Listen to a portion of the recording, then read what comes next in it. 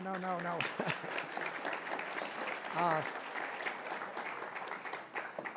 Good evening, everyone. I'm Elliot Gerson. I'm absolutely delighted to welcome all of you here this evening. I think we're going to be in for a treat, and I hope the usual kind of dynamic conversation that we have at events like this. Let me just mention two things. One, although I don't see Tom and Bonnie, a special thanks to Tom and Bonnie McCloskey for sponsoring these events. Are they here? I don't see them. And also, as usual, we will be selling books, and Max has agreed to sign them. So right after the session, please join outside in the lobby. Max Boot is the Jean J. Kirkpatrick Senior Fellow for National Security Studies at the Nations. Of course, also a historian, a foreign policy analyst, and as I'm sure all of you know, a columnist for the New York Times. Washington Post. Unless I changed jobs recently, which I may have to do, but we'll see. This book was named one of the 10 best of 2024 by not just the New York Times, but many other publications. I remember The Economist doing the same thing, and of course was a finalist for the Pulitzer Prize. It took Max more than a decade to write this book, reviewing all the biographies and histories already written, interviewing many of those historians himself, looking at their notes, things that didn't actually make it into print, looking at documents that were subsequently released, and interviewing almost 100 people, aides, colleagues, family members, and so really an extraordinary effort. The New York Times called it gripping, and I have to tell you and attest that as few books of 800 plus pages can be, it is truly gripping. It is the kind of book that it's easy and a cliche to say you can't put down. This is such a long book, you're going to have to put it down because you have to sleep. But when you wake up, you will want to jump right back into it. And, like so many things in these very polarizing times, obviously, the legacy of Ronald Reagan can also be polarizing. And I think one of the interesting things about the reaction to this book, which has been overwhelmingly enthusiastic and positive, is that for those for whom Reagan was on a particular pedestal and revered, there are going to be things that are disappointing in it. Similarly, for those people for whom their attitude toward Ronald Reagan might be at the opposite, there are going to be many things and are very disappointing to them to confront the greatness of the man and his influence, regardless of what might think about one thing or another. As a matter of fact, I didn't realize till I just put this down today that none other than our friend Walter Isaacson, not only commenting how fascinating the book was, said that perhaps this is something to transcend in our current age of political paralysis and polarization. And understanding Reagan is key to understanding our politics today. And again, thinking about what it's going to be like as you read the book, one of the other things that is extraordinary about it, in my opinion, is not only does it address this incredible career and an entire lifetime, it's really like a cultural and political history of the United States in the 20th century. A poignant description of small-town Midwestern life, the Depression, the New Deal, and of course, in the case of Reagan, the golden age of Hollywood, the golden age of radio, the beginnings of television, and of course, his terms of office in Sacramento and in Washington. And the world events, the national events, it's all there. And for those of you who are interested in particular pieces of it, with a wonderful index, it's actually the kind of thing you don't have to read the entire book, although you'll want to, if you're interested in, say, the invasion of Grenada, or to know more about the relation about Margaret Thatcher, or Gorbachev, or Oliver North, or Jim Baker. or the Marine barracks in Beirut. You can go back to these things and read it and find it really quite extraordinary. So let me start, Max, with a question. You took over a decade to do this. You were too young to vote for Ronald Reagan yourself. But you say in the book that certainly you would have voted for him if you could have, and he made you a Republican. We know from your columns you've more recently become an independent. But nonetheless, what inspired you, after all that's been written about this man, to devote that much time to writing this book? Well, let me answer that, but first let me just say a few words of thanks. First, Elliot, for your kind words and for moderating the session. Thanks to the Aspen Institute for sponsoring it, and thanks to all of you for turning out, and perhaps most importantly, thanks to Pete Hegseth for not canceling the session. Really appreciate that.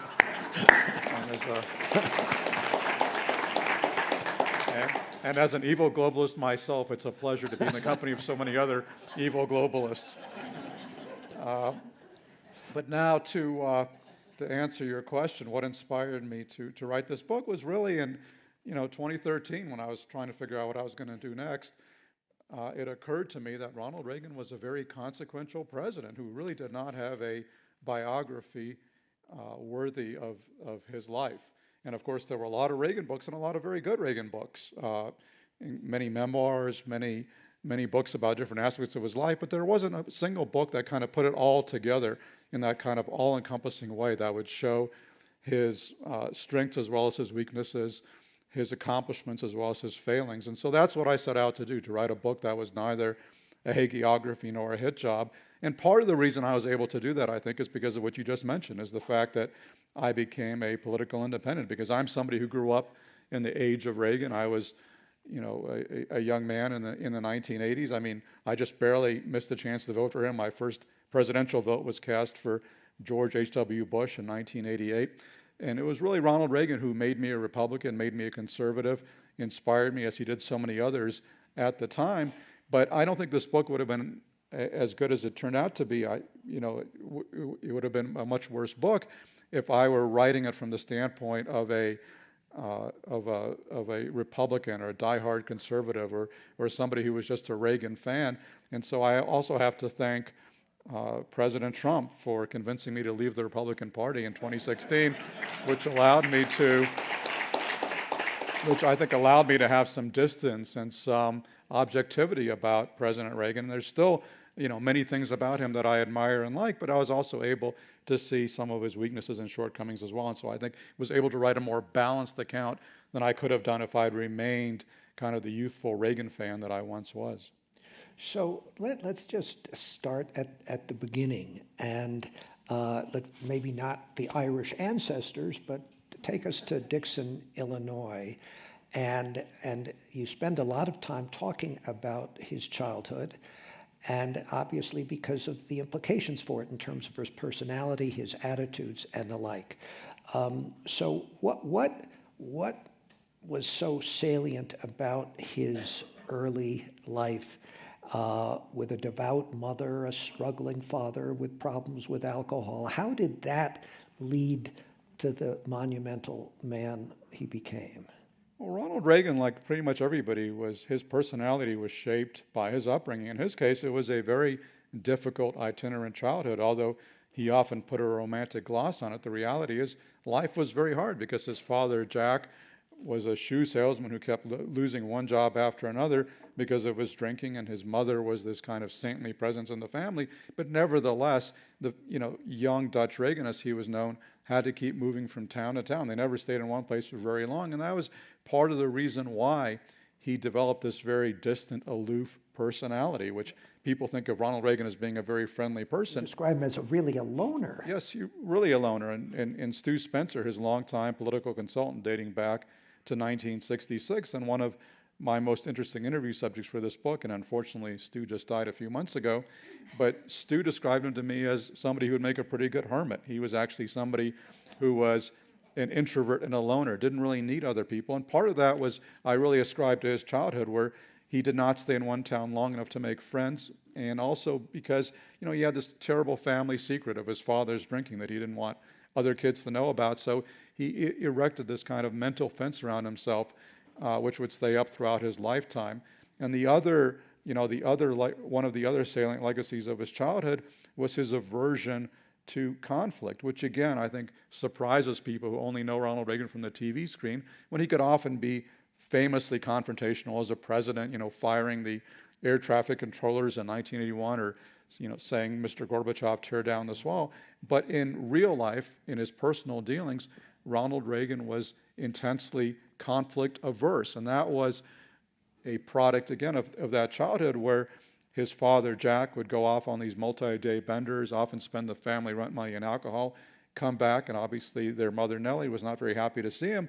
And young Dutch and his brother Moon could hear these fierce arguments through the thin walls of their rented houses. And so that made him very leery of any kind of personality conflicts. And one of the funny stories I was told in the course of this book research was from Ron Reagan, the President Reagan's son, remembering family dinners in Pacific Palisades in the late 50s, early 60s, where, one of the underlying dynamics of the Reagan family was a constant conflict between Nancy and Patty, their daughter.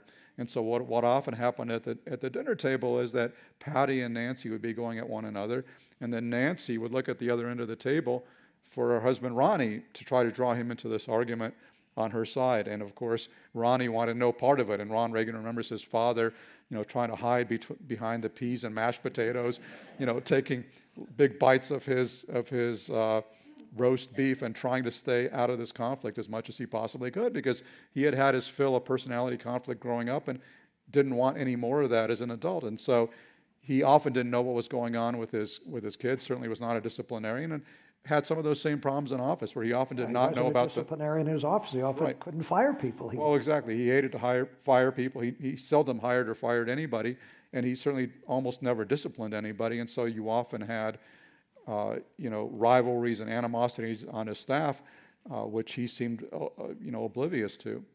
So were there early signs then of the optimism, the humor, the patriotism as well? Absolutely. A lot of that was actually, I would argue, a psychological defense mechanism to his very difficult childhood.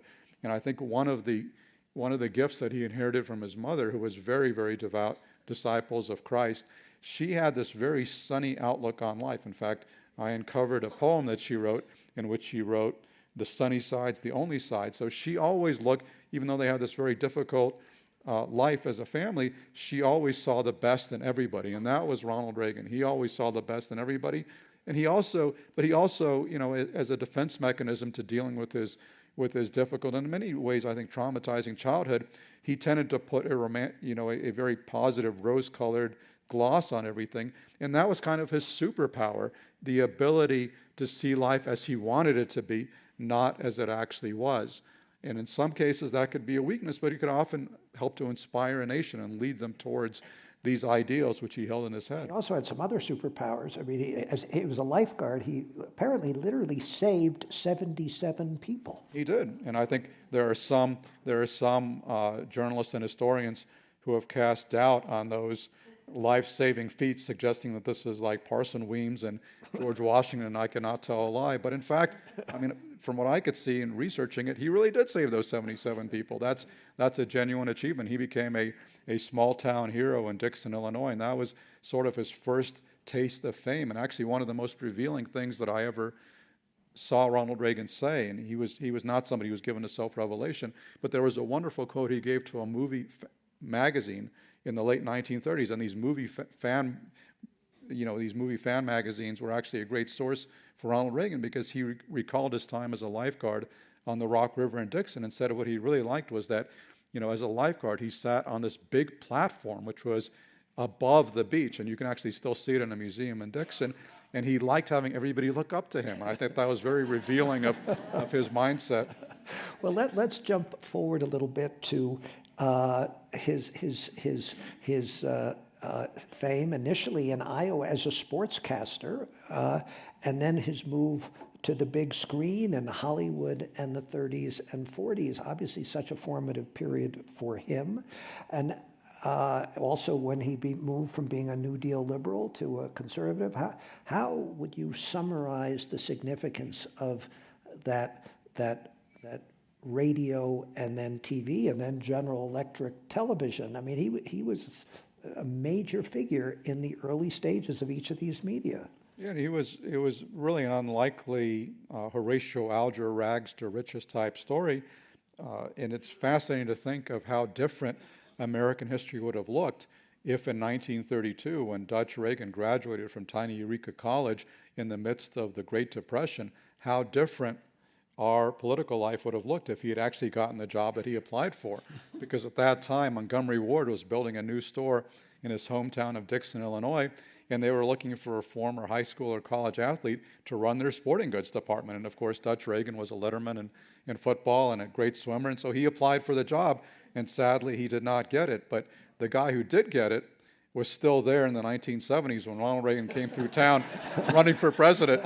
So a very different fate for Well, America. another fate in acting, I mean, many have made the point, if he had been a more versatile actor, he may never have left. Yes, no, absolutely. But I mean, I think in some ways, kind of the through line of Reagan's life is somewhat surprising, again, because he had this kind of aw shucks persona and tried to pretend that he never sought anything and everything good that happened just kind of came to him by random happenstance. But in reality, he was intensely ambitious. And coming out of tiny Eureka College in 1932, he really wanted to be an actor because he had been very active in high school and college theatricals.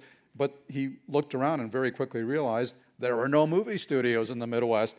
But then he realized no movie studios, but there are a lot of radio stations, and radio stations were, of course, the hot new technology of the 1930s. And so he managed to get a job at a small town radio station in Iowa and showed his chops so quickly that before long he was transferred to the much bigger station in Des Moines, where he became known as Dutch Reagan, the voice of the Chicago Cubs and Chicago White Sox. And he was making good money in the depths of the Great Depression. He was well known in the Midwest. Another person could very easily have been satisfied with that level of fame and success, but he was not. In fact, he basically leveraged his existing job into his dream job because he convinced his station owner to finance a trip for him with the Chicago Cubs to their spring training on Catalina Island off the coast of California. And once the Cubs were in Catalina Island, Reagan snuck away to Warner Brothers, took a screen test, and lo and behold, Jack Warner liked what he saw, and he was hired to be a Hollywood actor. He became part of the Warner stable. And one of many funny things about Reagan is that, if you criticized his policies or his ideas, he generally didn't care. It was like water off a duck's back.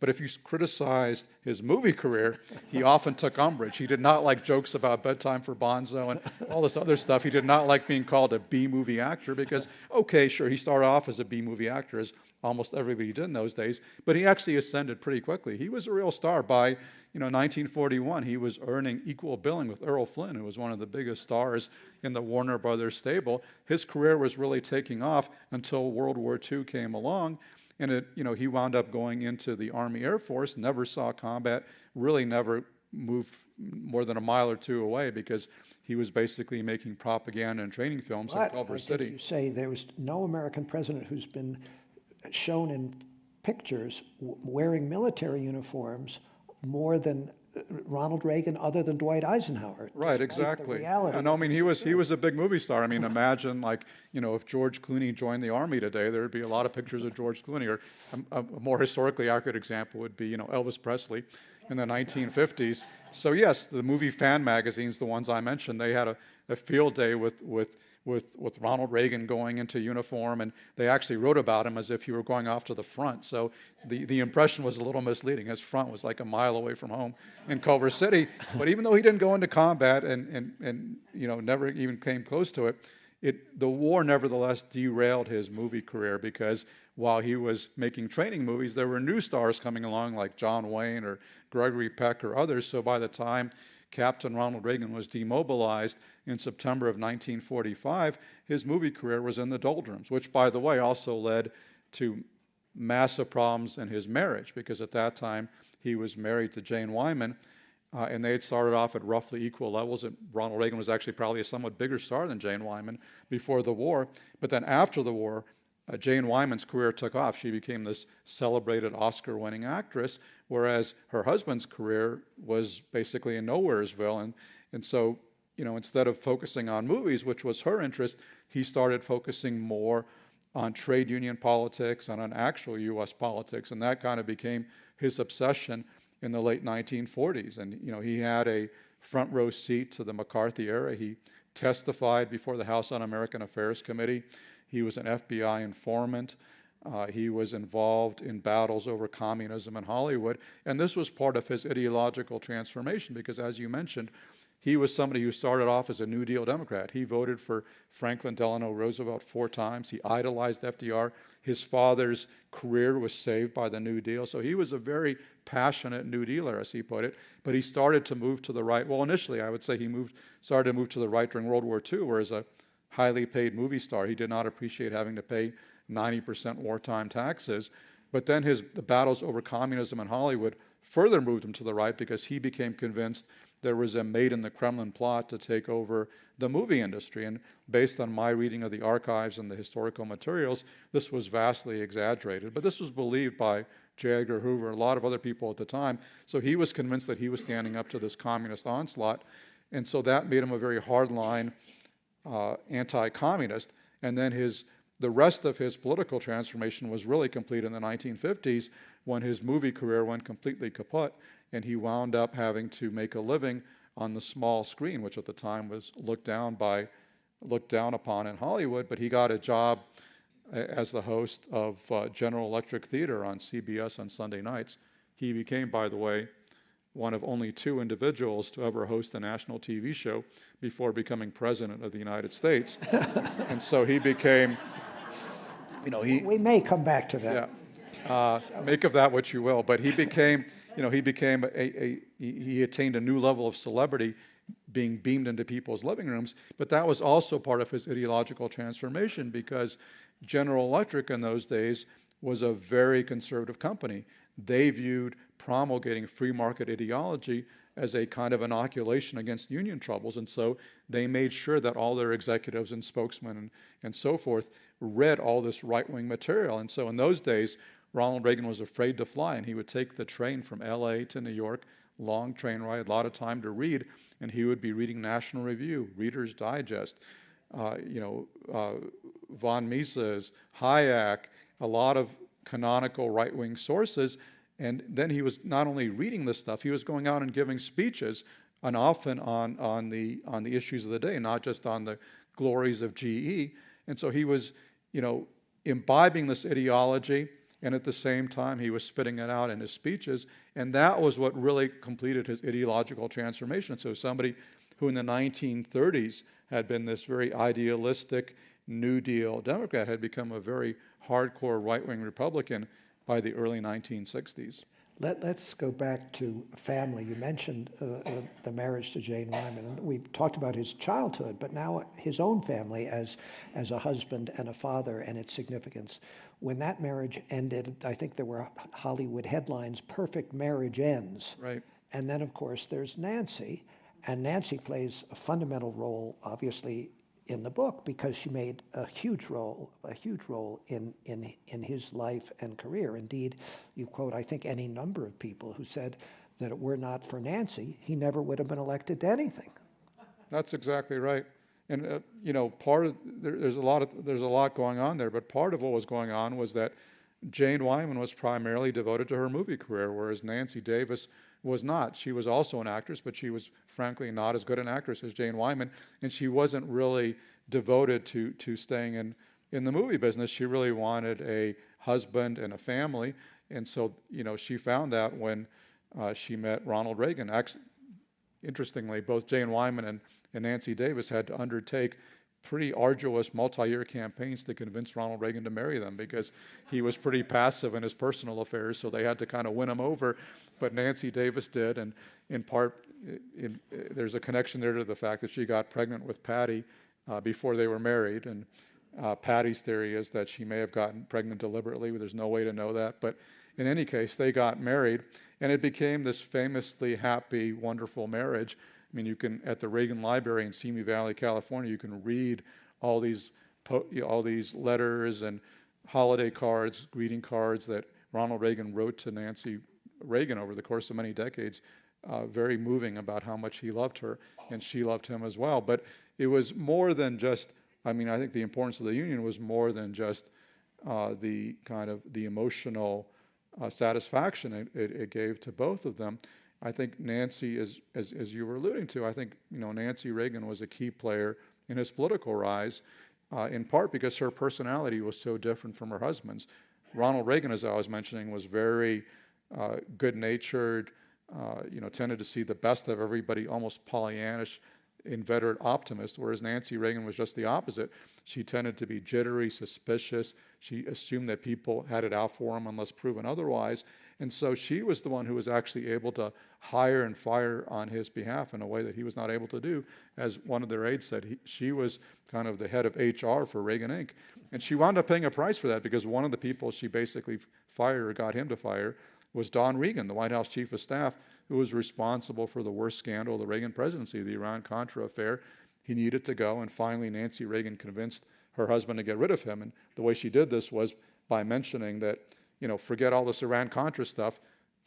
Don Regan had yelled at Nancy Reagan, and that was one thing that President Reagan was not going to put up with, somebody yelling at his wife. So that was the end of Don Regan. But Don Regan got his revenge, and I mean that literally, because in his papers at the Library of Congress, I actually found a folder marked revenge.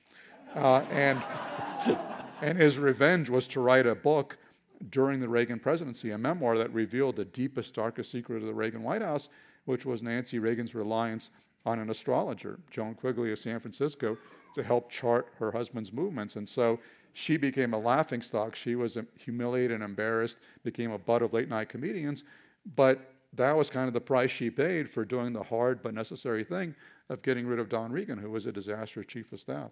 Okay, let's go back to his time as governor. And one of the things that was very striking in your description of his time in Sacramento was just how pragmatic he was, not particularly ideological, and including things like signing pro-abortion legislation, pro-gun control legislation. How was that the time in Sacramento, and what, if any, were the implications of that as he moved to Washington?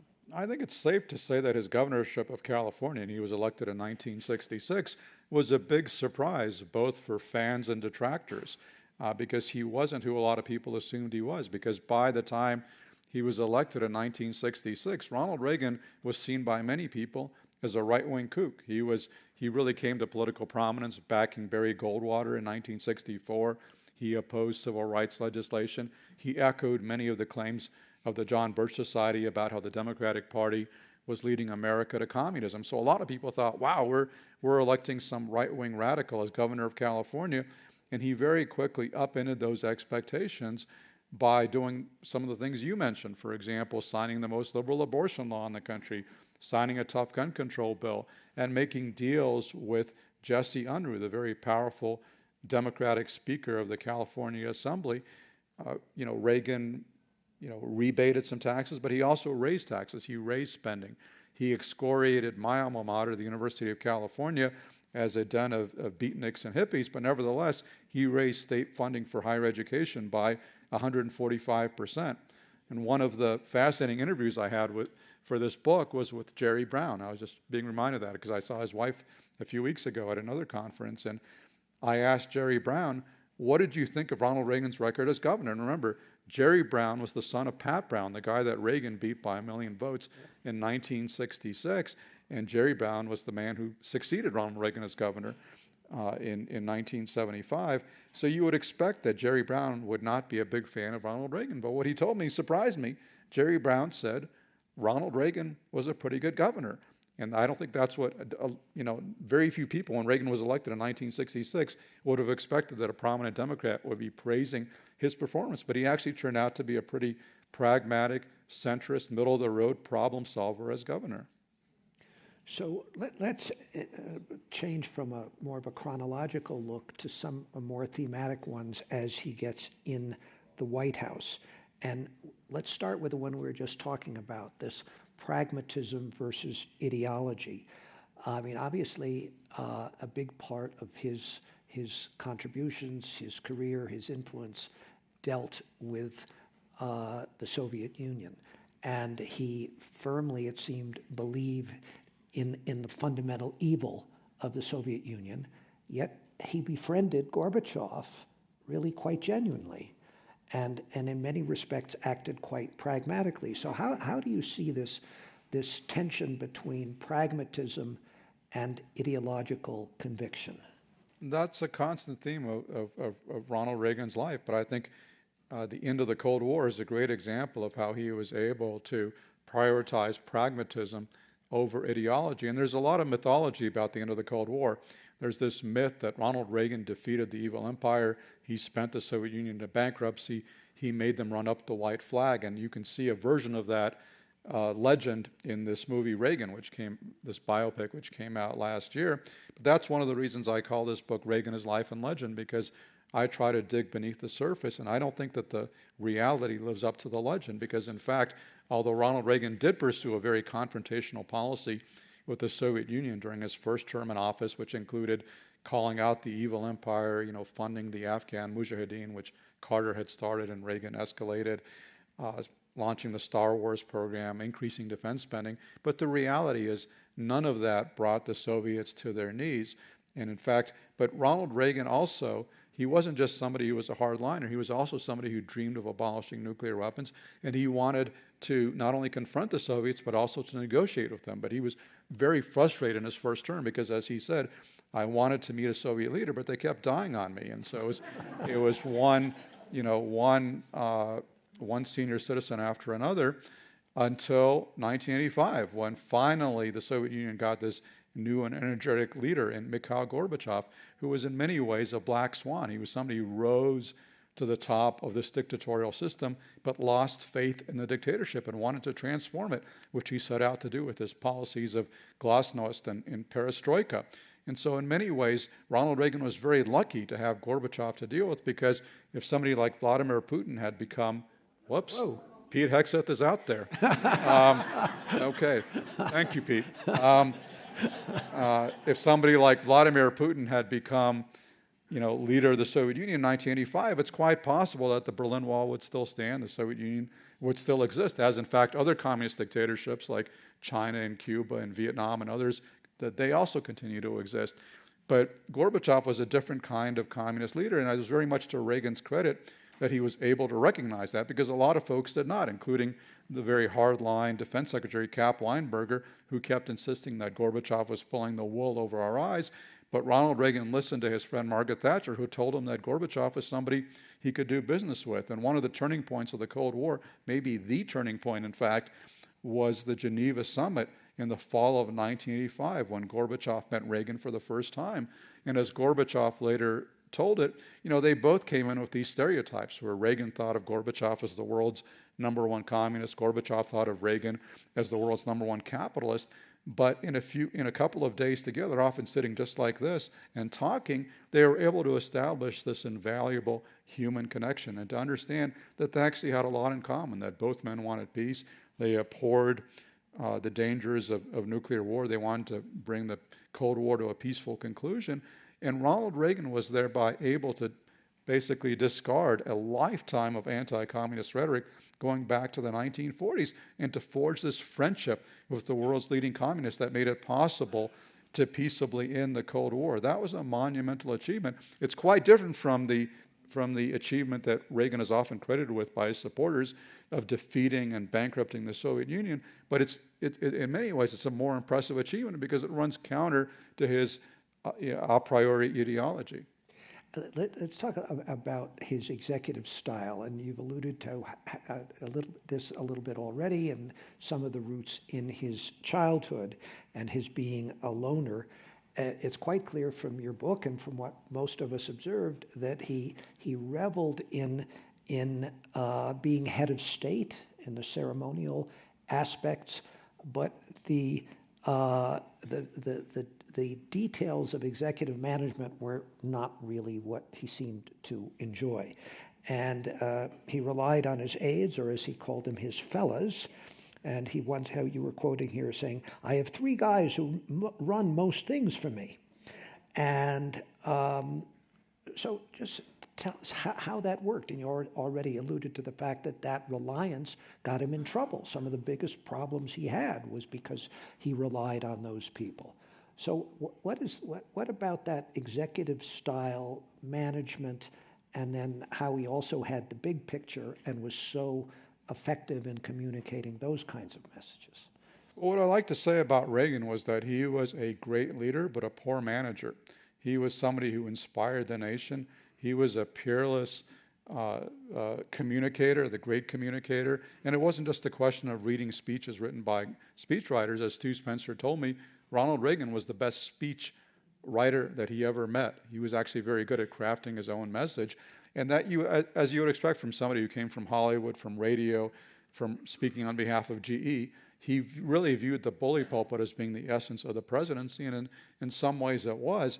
But what that meant was he was really relying on his aides for the nuts and bolts of actually running the government and figuring out legislation and getting into the weeds of policy, because he was operating at this 50,000-foot level. And very often his aides, including very senior folks like his Treasury Secretary Don Regan or others, they found out what Ronald Reagan wanted them to do by reading his speeches or listening to his speeches. That was how he communicated not just with the country, but with his own administration. So the speeches were very important. But of course, somebody actually had to make the trains run on time. And what I argue in the book is that in many ways, the most important decision of Ronald Reagan's entire presidency was made before he was inaugurated, when he decided that Jim Baker would be his White House chief of staff, which was in many ways a shocking development, because he had very little relationship with Baker, who had worked against two of his rivals, Jerry Ford in '76 and George Bush in 1980. The widespread assumption was that Ed Meese, who had been his Sacramento chief of staff, would also become his Washington chief of staff. But Mike Deaver, Stu Spencer, and Nancy Reagan, who in some ways were the true troika, kind of the true powers behind the throne, they all realized that Ed Meese was very disorganized. People joked about his bottomless briefcase. He wasn't well versed in the ways of Washington, and they thought he would not be the right person to actually run the White House. And instead, they convinced President Reagan to appoint Jim Baker. And Baker turned out to be this master Washington manipulator. He was one of the all-time great White House chiefs of staff, known as the Velvet Hammer. He really knew how the town worked and how to make it work. And so he made Reagan's first term very effective, got most of Reagan's agenda enacted. That was, and he had a coterie of aides like Dick Darman, David Gergen, and others who were not particularly ideological, but they knew how to get things done. And so that was very effective. But then one of the worst decisions that Reagan made was at the beginning of his second term, when Jim Baker was feeling pretty burned out as White House chief of staff, and Don Regan over in Treasury was feeling very frustrated because he realized that cabinet secretaries did not have a lot of power in this White House, which was really run by the White House staff. And so Don Regan casually suggested to Jim Baker, why don't we switch jobs? And Jim Baker thought, gee, that's a great idea. They took it into President Reagan, and in about a half an hour meeting in the Oval Office, he kind of casually signed off on this monumental shift, even though, as it turned out, Don Regan was completely unsuited for the job of White House chief of staff. As Jim Baker said to me, Don liked the chief title, but he didn't understand that he was staff. He thought he was the president, and he had terrible political instincts, and so the result was the Iran-Contra affair and almost a premature end to the Reagan presidency. Well, another superpower he may have had was his humor. And one thing that struck me, first of all, that your description of when he nearly died, I didn't realize that he was as close to death. I don't think the American people realized he was as close to death as he was when he was shot. But apparently, you talk about how he told jokes to his surgeons, and how that made them more comfortable as they were confronting the possible death of a president.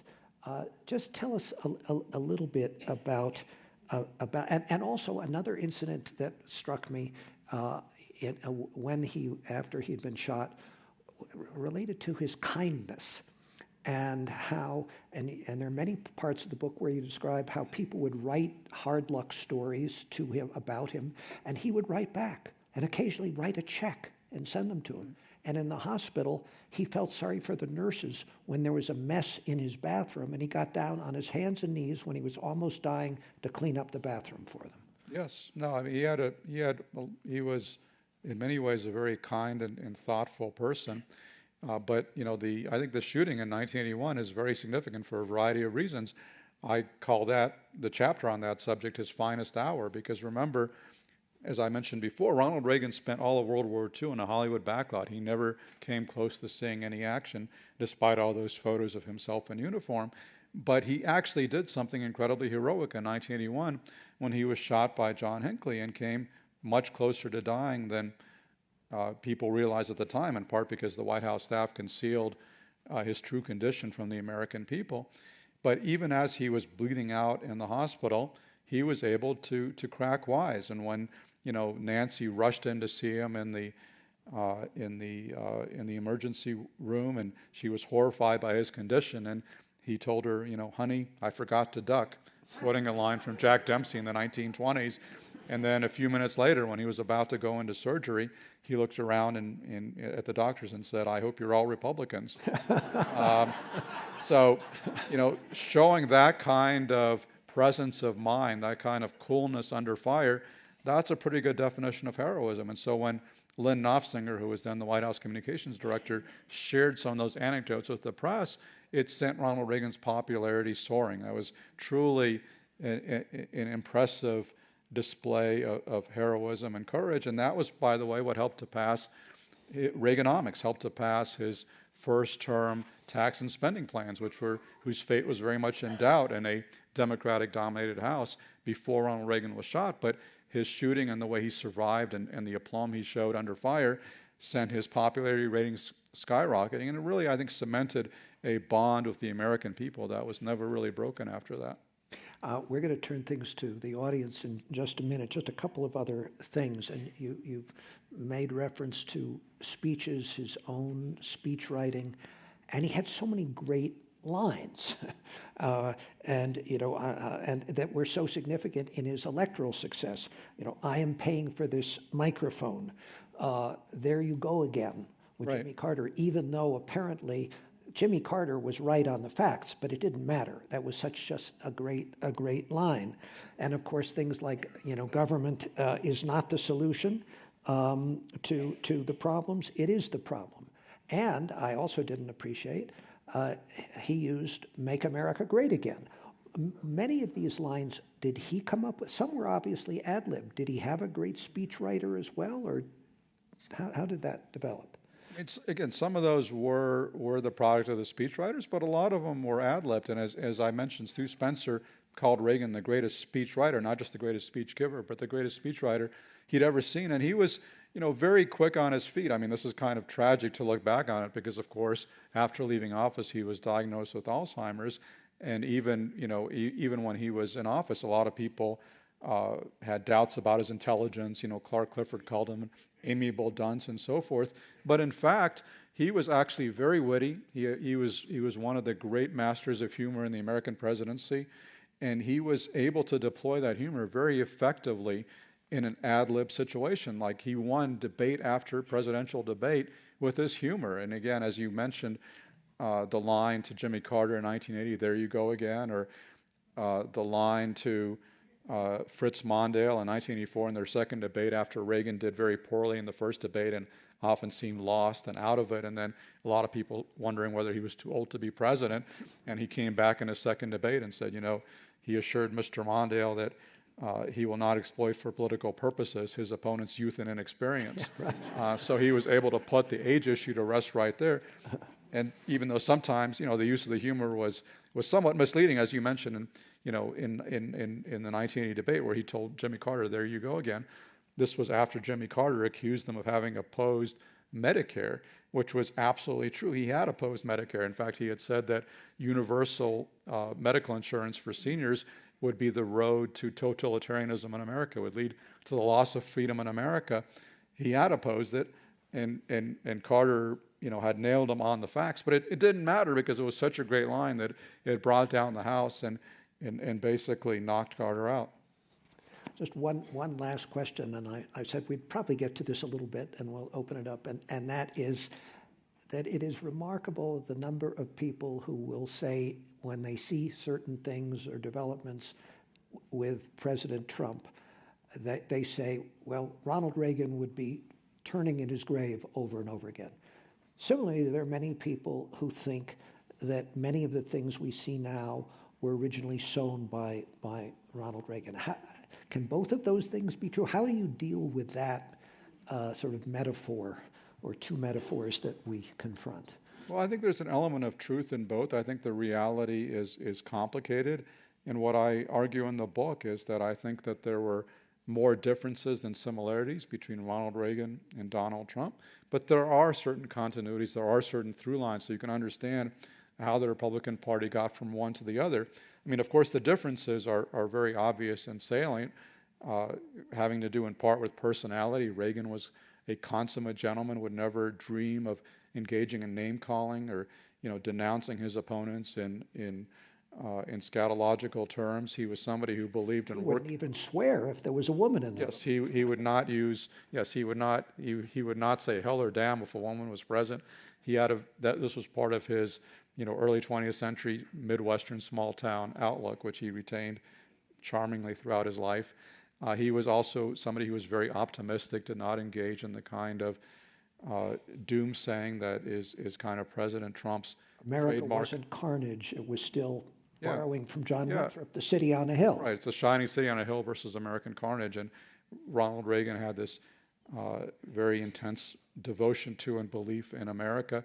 And of course, on many of the issues, he was also very different from Donald Trump. I mean, for example, Reagan hated tariffs. He was actually in college when the Smoot-Hawley tariff was passed in 1930, which exacerbated the Great Depression. So he became a free trader. He was also somebody who believed in American alliances. He was, even after he left the Democratic Party, his foreign policy remained very similar to FDR's and the Greatest Generation. He really believed in alliances. He believed in free trade. He believed in standing with Europe.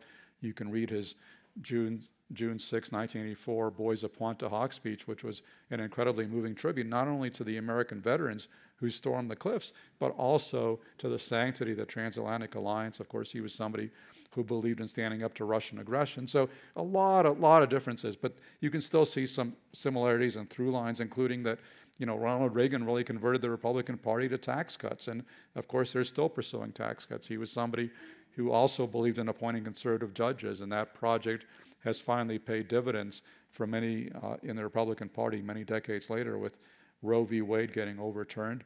Ronald Reagan was also somebody who, although I think, as he often said, he was not bigoted in his nature, nevertheless appealed to white backlash politics dating back to the 1960s when he was running on fear of the Watts riot. He was opposing civil rights legislation, later opposing busing, trying to water down civil rights laws. Using words like welfare queens. Welfare queens, absolutely, yes. In 1980, he infamously endorsed states' rights in Philadelphia, Mississippi, near the site where 3 civil rights workers had been murdered by the Klan. So he certainly made use of some of the same kind of, white backlash politics that I think Ronald Reagan has utilized. But one big difference, again, is their attitude towards immigration, because you mentioned Ronald Reagan making use of the Make America Great Again slogan in 1980, which he did. But if you asked Ronald Reagan what made America great, he would tell you it was immigrants, that we're a nation of immigrants. And it was really the people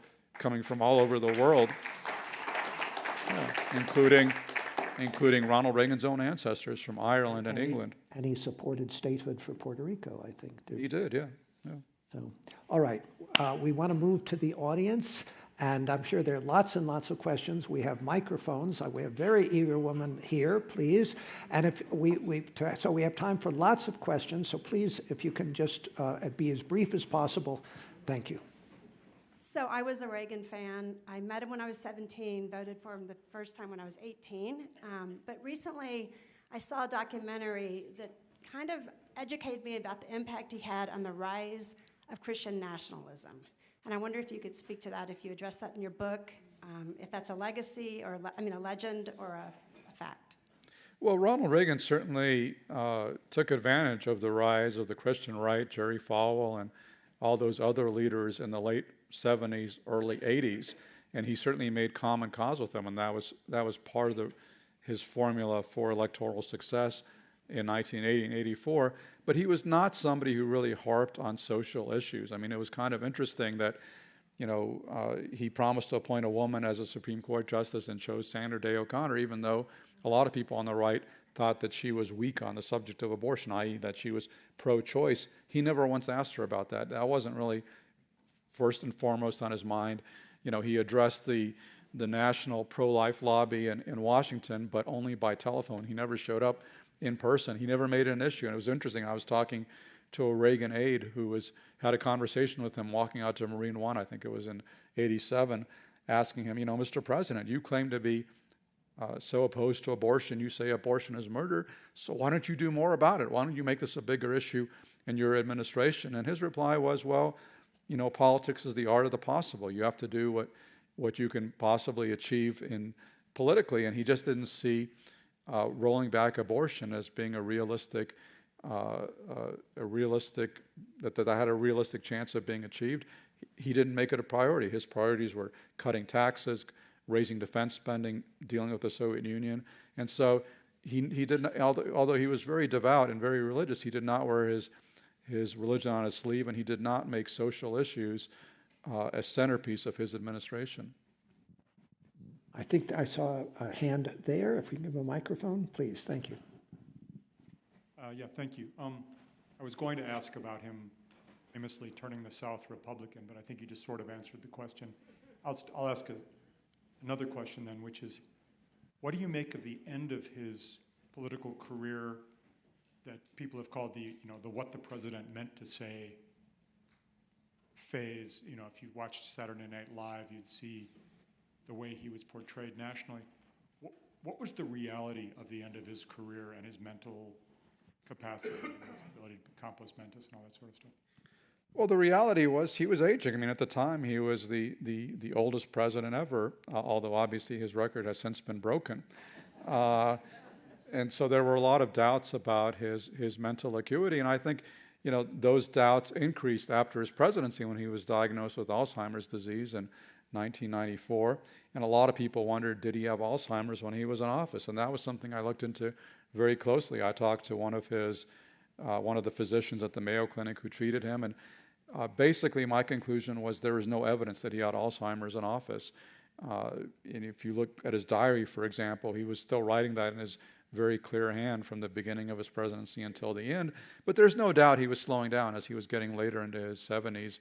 As the presidency progressed, he was not as involved in day-to-day affairs as he had been in the past. And he was slowing down and making more flubs. And he was lucky that towards the end of his second administration, after the Don Regan fiasco, he got a pretty good team in the White House and around him, folks like Howard Baker, Colin Powell, Frank Carlucci, and others. And I talked to those guys, most of them no longer with us, sadly, including Ken Duberstein was another one. And basically what they tried to do was to make the hard decisions for the president. They would get together every morning, and if they could figure things out on their own, they would, and the president would usually just sign off. So they wouldn't necessarily buck up decisions to the president that might have gone there before. And that worked pretty well because he had, again, a very strong team around him. And again, no question he was slowing down, but I don't think he had Alzheimer's. Okay, right here, please. The woman in the second row, if we can get a microphone. Here, it's right behind you. Thank you. Could you talk about Nancy Reagan's influence on him? Well, I talked a little bit about it, that she was sort of his consigliere and enforcer, a kind of a role that every political leader needs. And she was somebody who was completely devoted to him. She did not really, as far as I can tell, she didn't really have any political views of her own. She also didn't have any political ambitions of her own. It's not like she was driving Ronnie to run for governor and president. She would have been just as happy to stay in LA and hang out with her friends in Beverly Hills and enjoy the life of being the wife of a former movie star. But what she wanted above all was whatever Ronnie wanted. And she was, she had seen how Ronald Reagan's first marriage to Jane Wyman had come asunder because, in her view, this is Nancy Reagan's analysis, Jane Wyman had put her career ahead of Ronald Reagan's well-being. And so in Nancy Reagan's mind, she was going to do whatever it took to focus on Ronald Reagan, and to such an extent that their own children often felt like they were excluded from this magical circle of intimacy. Even their own kids felt like they were outsiders with this very tight relationship. But Nancy Reagan was wholly devoted to Ronald Reagan, and she developed, I think pretty fair political instincts as time went by. I remember talking to Stu Spencer, who ran Reagan's first campaign in 1966, and he told me, you could set your clock by, every morning at 10 a.m., Nancy Reagan, after having canvassed some of her Hollywood friends about what was wrong with the campaign, would call up Stu Spencer and give him an earful. And so, and Stu is one of the great political professionals of our time, and his initial reaction was a lot of the things she was saying were pretty dumb. They didn't make a lot of sense, but he was smart enough to be polite to her. You don't want to offend the candidate's wife. But gradually, Stu said, as time went by, Nancy Reagan actually developed pretty good political instincts, and so the things that she was saying were often pretty astute. And during his presidency, I think she was kind of a sounding board for him because, again, Ronald Reagan was basically a loner. He never liked to he would never go out and talk to anybody. I asked, his Kathy Osborne, his secretary, would Ronald Reagan ever just pick up the phone and call a friend and chew the fat or ask for suggestions or how things are going? And the answer is never, would never, ever happen. He would call people when his aides gave him a call sheet and said, call somebody and say this, and he would do that. But he would never reach out on his own. And but he liked his ranch hands. He did like his ranch hands. Okay, you're setting me up for one of my favorite stories in the book. But let me get to that in 1 second. But Nancy Reagan was somebody who, as Ronald Reagan joked, often had a phone glued to her ear. So she was kind of doing the soundings that he would not do for himself. She was getting feedback, and she was pushing him to be successful. She was promoting his pragmatic streak, which was there to begin with. She wanted him to be a success, and not just, as he said, to go over the cliff with his flags flying. And so I think she helped to make his presidency a success. But Elliot has given me an opening which I cannot resist for one of my favorite anecdotes from the book. That wasn't the reason I asked, Yes, but I'm but I delighted. appreciate it. Thank you, my friend. The question is, who were Ronald Reagan's friends? And of course, by the time he became president, he had almost no friends. It was very hard to find anybody he was actually close to because he was such a loner. But I think I did manage to track down, in one of the great feats of historical research, I did manage to track down the two people who I think were his closest friends during his presidency. And they're people almost nobody has ever heard of. It's not, Walter Annenberg. It's not Alfred Bloomingdale. It's not any of these grandees that he and Nancy, and that's not Margaret Thatcher, Brian Mulroney, none of those people, although he was friendly with all of them. The people that I think were actually his closest friends were two folks named Barney Barnett and Dennis LeBlanc. And who were Barney Barnett and Dennis LeBlanc? They were former California state police officers who helped to protect Reagan when he was governor of California. In fact, Barney was his driver and Dennis was one of his bodyguards. And then after Reagan left the governorship, they basically became part-time ranch hands on his ranch near Santa Barbara, which is the place that he loved most of all in the world. And I tracked down Dennis LeBlanc, who doesn't often talk to journalists or historians, and I got his recollections of what life was like at the ranch because, this was Ronald Reagan's treasured place, and it was a very modest place. If you visit his ranch house, it's a very small place, and it looks like it was decorated from a flea market, not from Architectural Digest. It was very humble. And so, in the morning, President Reagan left to go riding, and he would ride with a Secret Service agent. Then in the afternoon, Dennis, Barney, and the president would go out and do ranch chores, whatever you do on a ranch, clearing brush, rebuilding fence lines. I don't know. I've never worked on a ranch, but whatever you do, they did. And they would basically work there all afternoon. And then at the end of the day, they would stumble into this very modest farmhouse where Nancy Reagan's housekeeper, of course, she never cooked. It was Nancy Reagan's housekeeper who prepared a very stingy meal for them because Nancy was a size 2 and was determined to stay that way and didn't want anybody around her overeating either. And so they would have this very stingy meal after this very hard day working in the fields. And they would get up from the table almost as hungry as when they sat down. And then they would walk into the very modest living room, turn on the TV and watch, Murder, She Wrote or some other show of the 1980s. They would all basically fall asleep in front of the TV set until, Nancy would kind of nudge Dennis or Barney on the foot and say, time to go to bed, guys. And so they would shuffle out of the house. Nancy's housekeeper might take pity on them and slip them a couple of chocolate chip cookies on the way out.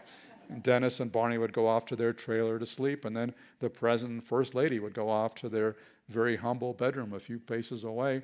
And that was, in Ronald Reagan's mind, that was an ideal day. That was what he most enjoyed in the world, was just hanging out with these blue-collar guys on his ranch.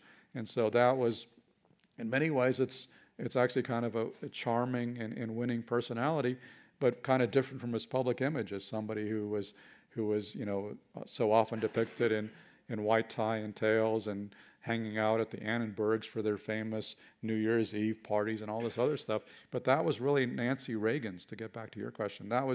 Nancy Reagan was really the one who loved to socialize. Ronald Reagan was the one who just wanted to be left alone to read and to do, ride and to do his ranch chores. Well, it is 7 o'clock, and this is a monumental book, a monumental man. Go buy the book. Thank you very much.